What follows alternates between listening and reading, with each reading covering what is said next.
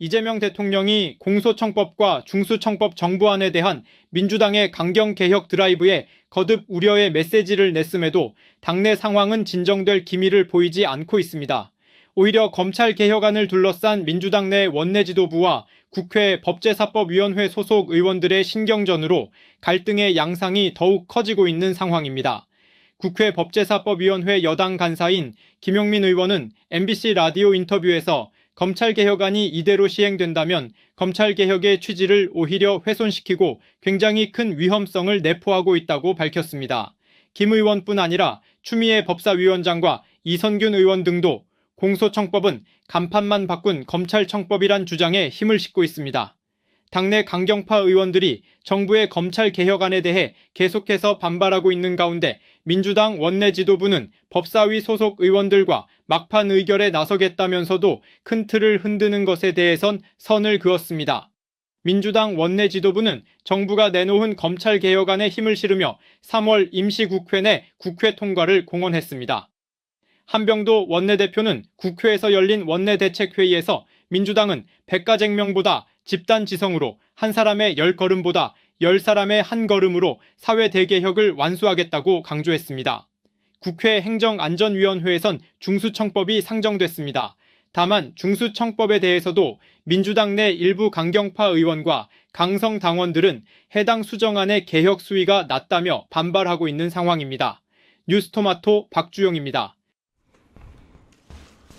이재명 대통령이 검찰 및 사법개혁에 대한 우려와 경계를 드러냈음에도 법사위를 중심으로 한 민주당 강경파의 반발은 좀처럼 수그러들지 않는 분위기입니다. 소신으로 볼 것인가 갈등으로 볼 것인가 김현민주당 의원 박주용 뉴스토마토 기자와 살펴보겠습니다. 두 분 안녕하세요. 네, 안녕하십니까. 네. 대통령이 전면에서 메시지를 냈고 대통령 메시지 직후에 정성호 법무부 장관도 관련해서 우려를 표명인데 일단 간략하게 요약 좀 부탁합니다. 네, 맞습니다. 이재명 대통령은 지난 8일과 9일 두 차례에 걸쳐서 SNS X에 글을 올리며 검찰 개혁안에 대한 신중론을 피력했는데요. 먼저 8일엔 집권 세력이 됐다고 마음대로 할 수 없다고 했고 9일엔 외과 시술적 교정을 언급하면서 필요한 개혁을 하더라도 전체를 싸잡아 비난하는 모두를 위한 개혁 대상으로 몰아서 빈대 잡자고 초가 삼간을 태우는 결과가 되지 않게 조심해야 한다고 했습니다.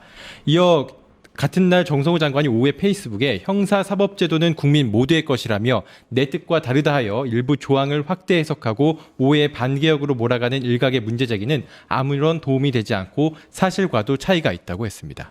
어떻게 읽으셨습니까? 일단은 이제 저희가 상당 기간 동안 논의를 해왔던 내용이고, 그렇죠. 정책의총에서도 여러 차례 이제 법무부 그렇죠. 공청회 형식으로 했었죠. 공청회도 있었고, 이제 비공개에 와서 이제 설명도 하고, 그 다음에 논의도 있었고, 그리고 최종적으로 의총에서 이제 당론으로 정하고, 그 다음에 그러나 원내대표와 그다음에 그 법사위 간에 논의는 한다. 전제 조건으로 논의는 하고 기술적으로 그 수정이 가능한 부분에 대해서는 조치를 한다. 이제 이렇게 의견을 모았거든요. 그러니까 기술적 조치인 거죠. 그걸 이제 어디까지를 기술적으로 보느냐.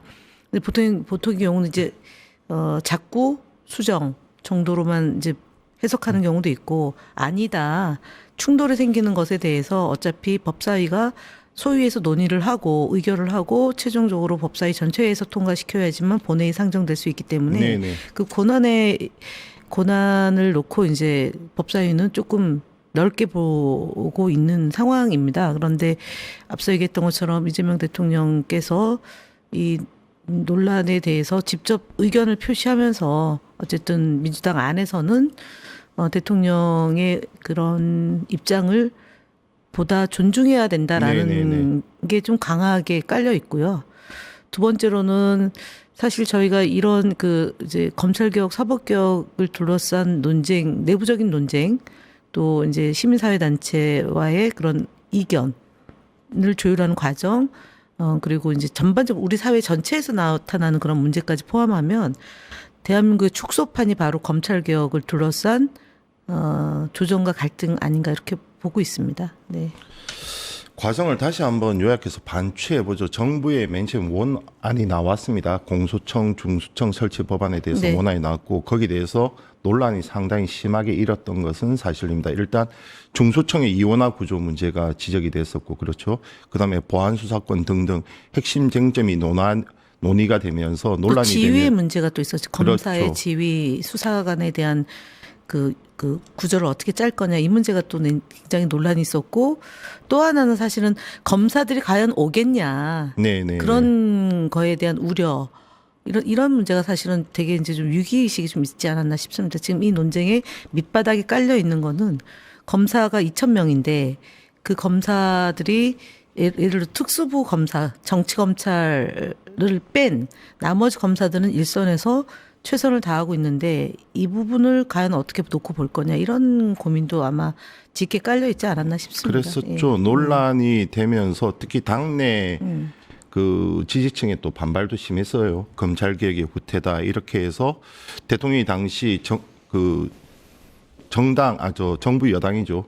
민주당의 의견을 보다 폭넓게 수렴을 하라고 예. 해서 몇 차례에 걸쳐서 정책 의총과 공청회를 열었고 그다음 나중에 의총을 통해서 당론이 지금 정해진 것 아닙니까? 네. 그리고 그 당론을 받아서 정부에 다시 수정안이 나온 것 아니겠습니까? 예, 예. 그런데 이 수정안에 대해서 또 반발이 있는 거잖아요. 자, 먼저 법사위 간사이기도 한 김용민 의원 어제 발언 잠시 보고 오겠습니다.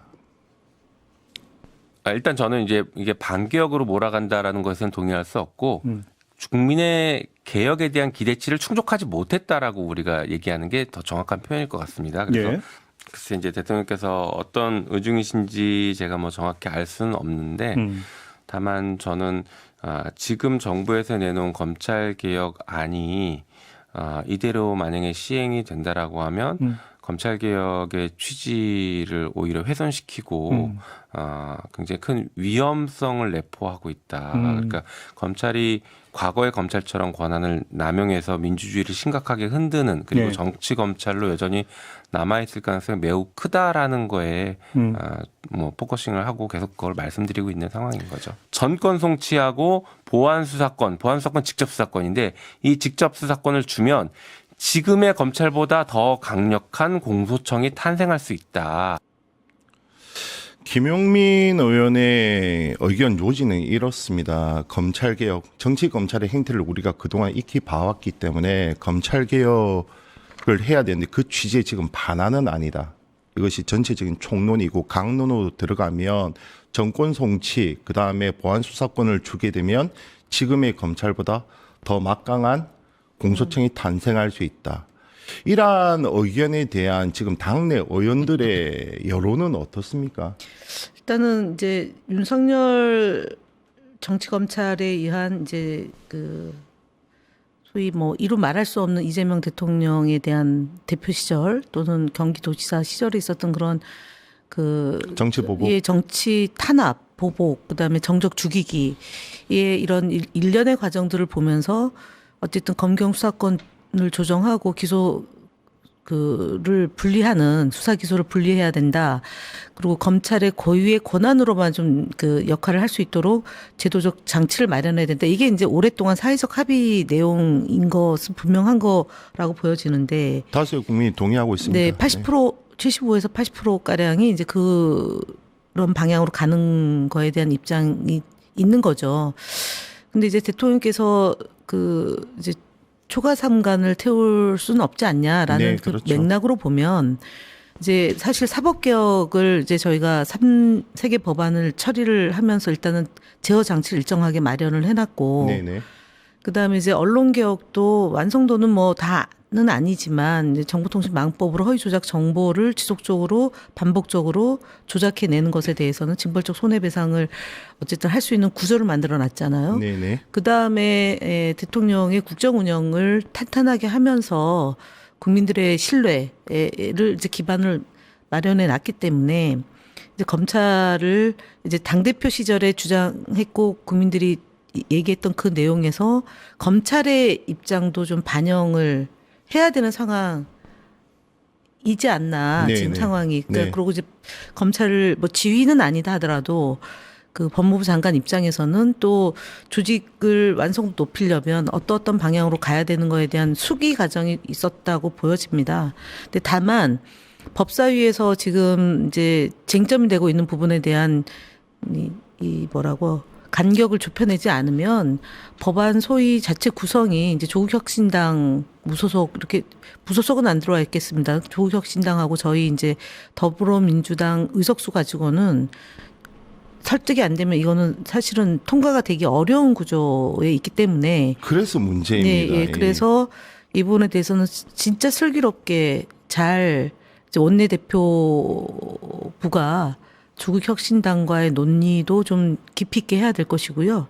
그다음에 간사인 김용민 의원의 입장도 충분히 반영하되 왜 이런 상황이 됐는지에 대한 설명과 설득 과정이 또 있어야 되지 않을까 싶습니다. 예, 뭐 정치는 생물과 같아서 이거를 조정하지 않으면 사실은 처리가 불가하기 때문에 물론 국민들이 우려하고 그 이재명 대통령이 당하는 것을 목격했기 때문에 훨씬 더 적기다. 집권한 지 1년 안에 검찰 개혁을 하지 않으면 매번 정부에서 실패를 했던 경험이 있기 때문에 반드시 해야 된다라는 그런 의지도 반영해서 논의를 해 나가야 된다라는데 사실 지금 보면 되게 이제 김용민 의원 입장을 이해 못하는 바는 아닙니다. 왜냐하면 네네. 오랫동안 검찰 개혁에 천착해 왔고 네네. 그걸 숙명처럼 본인이 이제 21대, 22대에서 계속 붙잡고 있는 의제이기 때문에 좀 더 슬기롭게 좀 해야 될 것 같습니다. 사실은 저희는 언론 개혁하는 과정에서 경험을 했기 때문에 네, 그렇죠. 마음속으로는 어떤 건지 충분히 이해하지만 그럼에도 불구하고 이걸 장기간 계속 가져갈 수는 없는 것 아닌가 싶습니다. 네. 법사위 구성을 보면 방금 우려하신 대로 법사위에서 부결될 가능성도 지금으로선 배제할 수가 없습니다. 그렇게 하면 안 되죠. 그렇게 되면 이 갈등이 정말 표면화되는 것이고, 그리고 지금 법사위원들 얘기를 들어보면 당정 협의 과정에서 법사위는 좀 배제됐다. 뭐 꼭 그런 건 아닙니다. 그렇게 꼭 얘기를 그런 건- 하더라고요. 꼭 그런 건 아닌데 네. 일단은 느끼는 이제 강도에 있어서의 차이인 것 같습니다. 왜냐하면은 앞서 얘기했던 것처럼 의총에서 정책 의총에서 공개적으로 비공개적으로 다양한 형태의 의견 수렴이 있었고 그리고 법사위 안에서도 논의가 있었기 때문에 그러나 최종적으로 그 당론을 결정하기 전 과정에서는 아마 좀 원내대표랑 정책이랑 그 조율하는 정부랑 당정청 조율 과정에서 조금 이제 그런 점은 있습니다. 그 지적했던 내용이 아예 없는 건 아닌데 그럼에도 불구하고 그 이전의 논의 과정인데 워낙 접점이 형성이 안 되니까 최종적으로 안 만들 때는 조금 빠져 있었던 것도 사실인 것 같습니다. 지금 가장 큰 쟁점은 무엇입니까? 지금 이제 결국은 그 이제 보안 수사권은 수면 위에 안 올라왔지만 보안 수사권 그렇죠. 문제가 될 거고 그다음에 검찰 그때 당론을 정할 때는 보안 수사 요구권으로 정리를 했었죠. 예 근데 이제 그 보안 수사권은 폐지하는 건데 네. 이 부분에 대해서는 살아 있는 거고요. 그다음에는 이제 그 검찰청의 그 명칭을 쓰느냐 마느냐 그러면 그대로 쓸 경우에 이제 헌법에 유언 소지가 있다라는 헌법에 명시돼 있잖아요. 예. 그래서 그 부분에 대한 게 이제 충돌이 되는 거고 써도 무방하다 써야 된다라는 것하고 쓰면 안 된다라는 거하고 3단계, 2단계 이제 그 부분도 있는 거고요. 대통령 말을 쫓다 보면 너무 지엽적인 것에 집착을 하다가 전체 개혁 방향이 흐트러질 수 있고 내부의 분열만 지금 민주당이 계속해서 바람잘 날이 없는 것이 사실입니다. 아니 식구가 많아서 그래요? 아니 바람잘 날이 없는 게 이슈가 늘 있는 거죠. 정책 이슈가 있는 거고 그것을 둘러싸고 논의를 해 나가는 과정인데 몇 가지잖아요. 사실 지방선거 앞두고 이제 공천을 하는 과정은 뭐 이건 뭐 잡음이 있는 건 아니고요. 네, 그건 네. 뭐 룰대로 가면 되고 사무 공천이라 해서 낙하산 공천 없고 부정부패 공천 없고 그리고 전략 공천 뭐 안 한다라는 그런 이제 입장을 내고 있고 그리고 공간위에서 이제 경기도에서 단수, 인천 단수, 그다음에 부산, 그다음에 제주는 경선, 경기 경선, 서울 경선 일정 다 나와 있고 그래서 그 부분에 대해서는 큰 논란은 없는 거죠. 비교적. 그다음에 저쪽 그 국민의힘을 보면 국민의힘은 지금 후보조차도 후보가 없고 그다음에 그 일정이 제대로 나오지도 않고 예, 아직 전열조차 제반의 뭐, 그런 네. 지방선거를 준비할 수 있는 체계를 구축하지 못했지 않습니까? 그런 거에 비하면은 뭐 더불어민주당이 집권 여당으로서 국민들에게 안정감을 보여주고 있는 것도 있고 그리고 대통령을 잘 보자 하는 이제 정부와 호흡을 맞춰서 제일 중요한 것은 각 상임위마다 법안을 제때 개정해서 처리해 나가는 거잖아요. 근데 이번에도 대미특별법에 대해서 야당이 반대했지만 12일 날 처리할 것이고요. 그리고 아마 내일 90건가량 법안 처리가 예상돼 있어요. 그래서 나머지 문제는 그러니까 보통 그렇지 않습니까? 정리가 잘 되는 거는 부각이 되지 않고 조금 예, 아무래도 갈등은 그런 네, 거잖아요. 네. 그래서 바람잘 날 없다고 보는 거지만 실제로 저희가 대통령 지지율이 이제 여론조사 기간마다 좀 차이는 있지만 50%대 후반에서 60%대 중반까지 쭉 유지가 되는 네, 그 사이에 상황이기 때문에 그다음에 코스피 문제나 주가에 대한 이제 상법 개정안 처리하는 문제 그리고 지금 부동산 문제 이런 것들이 사실 예년 정부에서 선거 앞두고 부동산 정책 건드려가지고 마이너스 5%에서 10%까지 출렁이잖아요. 근데 그런 부분도 없는 걸 감안하면 지금 그렇게 우려스러운 상황은 아니다. 보는 게 맞는 거 아닌가요? 주장이신 거죠. 아, 맞아요. 물론 대통령이 한마디를 했다고 해서 모두가 좇을 필요는 없습니다. 그렇죠. 입법부는 정확하게 행정부를 견제하고 감시해야 될 상권 분립에 놓여 있는데 그럼에도 불구하고 지금 대통령에 대한 국정 운영 지지도가 높은 상황에서 좀 더 대통령의 의견을 들어줘야 되는 것 아니냐 이런 의견이 있는 반면에 이러한 소신조차 꺾으면 국회의원 개별 헌법기관이 무슨 얘기를 하느냐 이런 시선도 있습니다. 네. 어떻게 봐야 됩니까? 저는 제가 좀 노무현 정부 때 청와대 근무한 경험 가지고 있고 또 방통위에서 정부 공무원으로서 한 3년가량 일을 했고 다시 이제 정치를 하게 된 거잖아요. 그래서 대통령이 어떤 철학과 운영에 대한 입장을 갖고 계신다면 집권 여당은 뒷받침하는 게 맞고 그다음에 첫 번째 그렇고 두 번째는 이게 정면으로 돌파할 수 없다면 우회로 좀 돌아가서 네네. 좀 다음 페이지에서 문제를 풀고 또 해결하지 못한 과제는 그 다음에 풀어도 된다. 그래서 이 문제를 풀지 않으면 도저히 안 된다라는 그런 거는 사실은 없는 거라고 저는 생각을 합니다. 그래서 이전에도 보면 91년도에 이제 이해찬 총리가 오는 이제 토요일이면 49제인데 노태우의 중간 평가를 선거 공약으로 내걸었었어요. 대선 네네네. 공약으로. 그래서 중간 평가를 할 거냐 아니면 지방 선거를 통해서 우리가 이득을 취할 거냐를 놓고 김대중 당시 총재가 굉장한 고심을 했어요. 네네네. 그때 지방선거를 먼저 가져옵시다. 중간평가 해봐야 저희가 승산이 없습니다. 그래서 엄청 비판을 많이 받았거든요. 계량주의다. 네. 네네네. 또는 기회주의다. 그래서 그렇게 했는데 결국은 91년도에 지방선거가 도입되고 95년도에 자치단체장 선거를 하면서 저희가 민주정부를 교체할 수 있는 기틀을 만들었어요. 만약에 이거 지방선거가 없었다면 97년도에 대선에서 김대중 대통령이 승산이 없었습니다. 그렇듯이 개혁을 하는 것은 혁명보다 어렵다는 말처럼 검찰개혁, 사법개혁, 언론개혁인데 사법개혁을 일정 정도 해냈고 아까도 말씀드렸던 것처럼 언론개혁도 70% 했고 그럼 검찰개혁에서 원래 목표가 예를 들어서 90이었다면 지금은 지금 단계에서 한 60 정도 합시다. 그러고 나서 저희가 의석수가 일정하게 있기 때문에 이 검찰에 장난이 있거나 아니면은 이 제도가 더 보완이 필요하다 그러면 그때 해도 저는 가능하다라는 입장을 띠고 있기 때문에 논쟁은 치열하게 하되 당이 입장을 정하면 당론을 존중하고 또 야당과의 협상을 통해서 이 문제를 좀 풀어나가는 그런 지략이 필요한 것 같습니다. 지금은. 최근에 논란에서 꼭 빠지지 않는 몇몇 인사들이 있죠. 김어준 씨라든지 네. 그렇죠.